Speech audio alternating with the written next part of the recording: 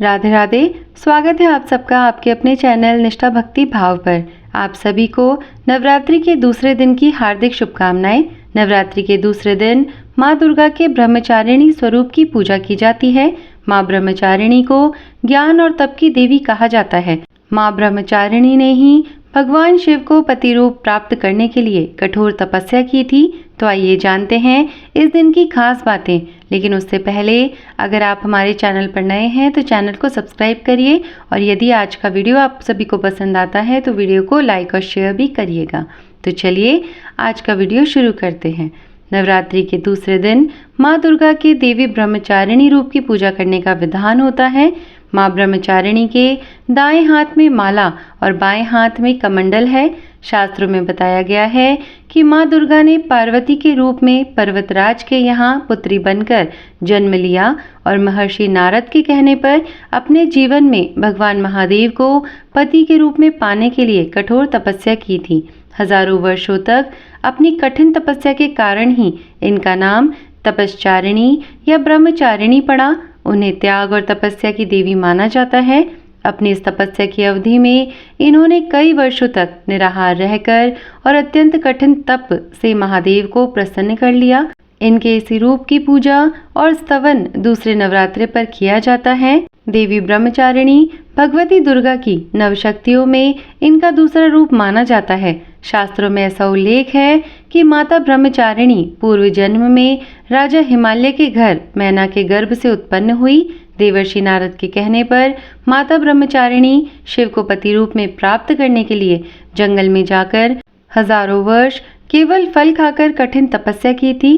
पुनः शिव को विशेष प्रसन्न करने के लिए ब्रह्मचारिणी ने 3000 वर्षों तक वृक्षों से गिरे हुए सूखे पत्तों को खाकर कठिन तपस्या की थी। ब्रह्मचारिणी माँ की उपासना एवं आराधना करने से भक्तों को अनेक प्रकार की सिद्धियां प्राप्त होती है, जैसे तप, त्याग, वैराग्य, सदाचार इत्यादि की वृद्धि होती है। इनकी कृपा से भक्तों को सर्वत्र विजय की प्राप्ति होती है एवं जीवन की अनेक प्रकार की परेशानियां भी समाप्त हो जाती हैं। माता ब्रह्मचारिणी के दाएं हाथ में अक्षमाला, बाएं हाथ में कमंडल है, जो कि उनकी सौम्यता की निशानी है।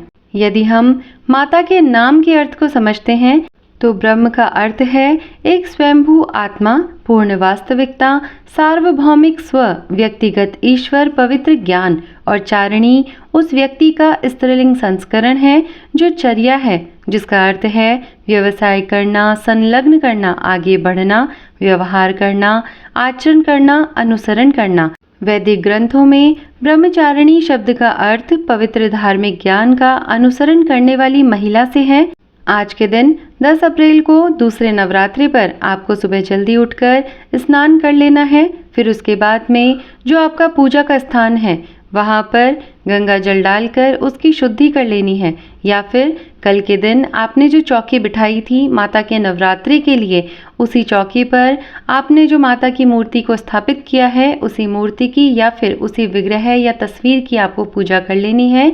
जैसे मैंने आपको पिछले वीडियो में बताया था उसी प्रकार से आपको पूजा करनी है, और फिर उसके बाद में मंदिर में दीप प्रज्वलित करना है। यदि आपने चौकी पर माँ दुर्गा का विग्रह स्थापित किया है, जैसे कोई अगर आपके पास मूर्ति है तो आपने अगर वो स्थापित की है तो आप उनका गंगाजल से अभिषेक करें।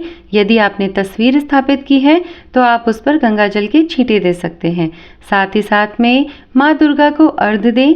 माँ को अक्षत, सिंदूर, लाल पुष्प अर्पित करें। प्रसाद के रूप में फल और मिठाई चढ़ाएं। धूप और दीपक जलाकर दुर्गा चालीसा का पाठ करें और फिर माँ की आरती करें। माँ को जो भी आपने घर में कोई मीठा बनाया हो, जो भी आपने भोजन बनाया हो, उसका भोग भी लगाएं। इस बात का ध्यान रखें कि भगवान को सिर्फ सात्विक चीज़ों का ही भोग लगाया जाता है, इसलिए आज के दिन या फिर मैं कहूँ कि पूरी नवरात्रि में ही आपको लहसुन, प्याज का या फिर किसी भी तामसिक चीज़ का उपयोग नहीं करना है। उन सब चीज़ों से आपको दूर रहना है। और साथ ही साथ जिस दिन आप माँ के जिस रूप की पूजा कर रहे हैं उस रूप की कथा सुनना भी बहुत ही ज़्यादा पुण्य फलदायी होता है। क्योंकि आज दूसरा दिन है तो माँ ब्रह्मचारिणी की कथा सुनना आज के दिन बहुत ही शुभ रहता है। तो चलिए आज की कथा सुनते हैं। माँ ब्रह्मचारिणी को लेकर काफ़ी कथाएं प्रचलित है, परंतु जो सबसे ज़्यादा प्रचलित कथा है वो आज मैं आपको सुनाने वाली हूँ। युवती पार्वती ने शिव से विवाह करने का संकल्प किया हुआ था। पार्वती के माता पिता ने उसे काफ़ी हतोत्साहित करने की कोशिश की, लेकिन वह दृढ़ रहती है और लगभग 5000 वर्षों तक तपस्या करती है।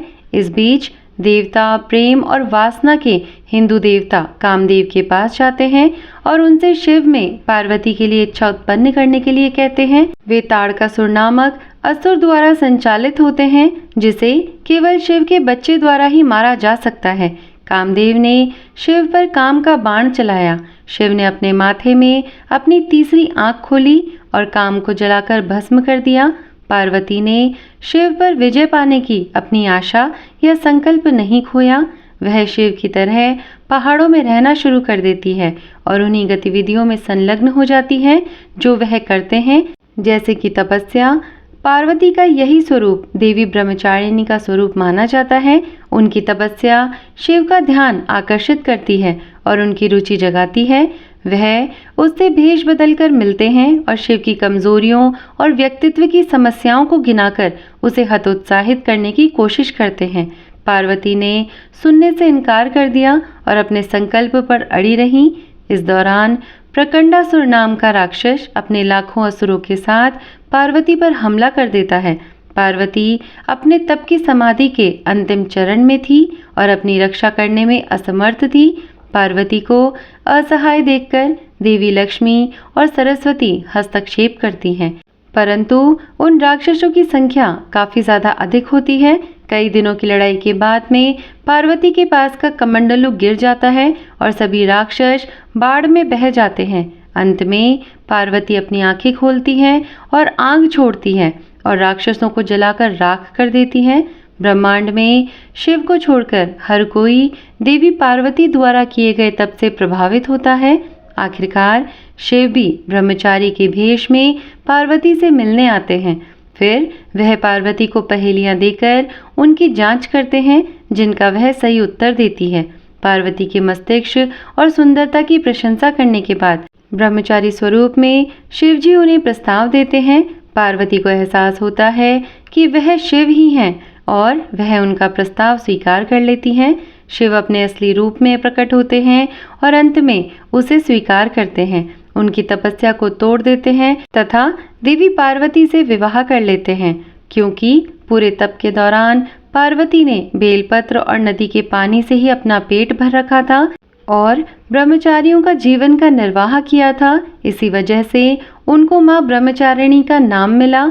और क्योंकि उनका निवास स्थान स्वादिष्ठान चक्र में है, तो ब्रह्मचारिणी माँ को अविवाहित होने का प्रतीक माना गया और सफेद रंग पवित्रता का प्रतीक है, जो कि माँ ब्रह्मचारिणी को भी बहुत ज्यादा प्रिय है। इसलिए आज के दिन देवी ब्रह्मचारिणी को अगर कोई बेस या कुछ चढ़ाया जाता है तो वो सफेद रंग का चढ़ाया जाता है, और साथ ही साथ यदि कोई मिष्ठान वगैरह चढ़ाया जाता है तो वो भी दूध से बनी हुई मिठाई उनको भोग में चढ़ाई जाती है। तो आज के दिन की जो माँ ब्रह्मचारिणी की कथा थी और उनसे जुड़ी हुई जो जानकारी थी वो मैंने आपको प्रदान करने की पूरी कोशिश की है। उम्मीद करती हूँ कि आज का ये वीडियो आप सभी को पसंद आया होगा। अगर वीडियो अच्छा लगा हो तो लाइक और शेयर करिएगा, और अगर आप हमारे चैनल पर नए हैं और ऐसे ही वीडियोस देखना पसंद करते हैं तो चैनल को सब्सक्राइब भी करिएगा। मैं मिलती हूँ आपसे ऐसे ही किसी दूसरे वीडियो के साथ में। तब तक के लिए धन्यवाद। राधे राधे।